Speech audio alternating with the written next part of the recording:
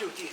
शादी के नाम पे हम लोगों को इतना बड़ा धोखा क्यों दिया? मान बोल, क्यों किया तूने ऐसा? क्यों दिया धोखा में? क्योंकि दादी मुझे शादी नाम के रिश्ते पर कभी भरोसा था ही नहीं। नहीं था मुझे भरोसा, नफरत थी मुझे शादी के नाम से। आपको पता है दादी, आपको पता है सिर्फ आपकी जिद की वजह से, सिर्फ आपकी जिद की वजह से मैं मजबूर हो गया ये करने के लिए। क्यों इतनी नफरत? क्यों इतनी नफरत मान? क्यों पूछ रहे हो मुझसे आप? अरे इनकी वजह से। अरे कैसे करता मैं शादी पर यकीन?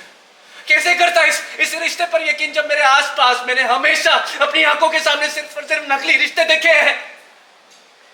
जब माँ हमारी साड़ियों का बिजनेस खड़ा कर रही थी ना, तो ये भाई साहब की मेल ईगो सामने आ गई थी। मेरी माँ का साथ नहीं दिया और उसके बाद सब मेरी माँ दिल कर मर रही थी ना बाप, तब भी ये अपनी पत्नी को बचा नहीं पाए। क्यों? क्योंकि ये शराब के नशे में धुत थे।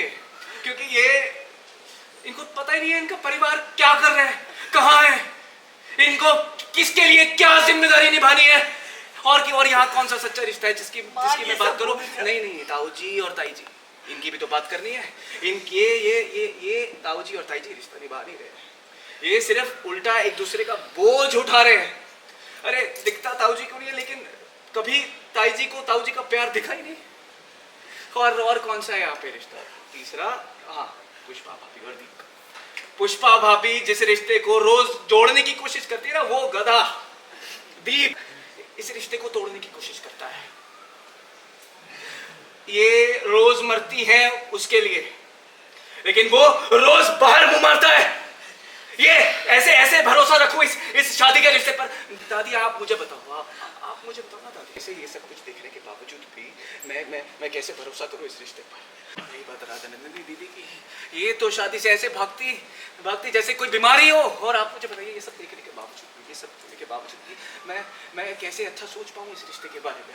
एक भी वजह थी मेरे पास इस रिश्ते को, इस शादी के रिश्ते पर यकीन करने के बारे में बताइए।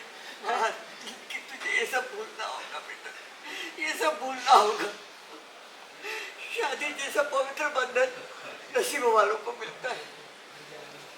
ये सोच के भी दादी की बात मान, ये सोच के मैं तुझे बोलती थी, लेकिन तूने सब झूठ बोल के हम सबको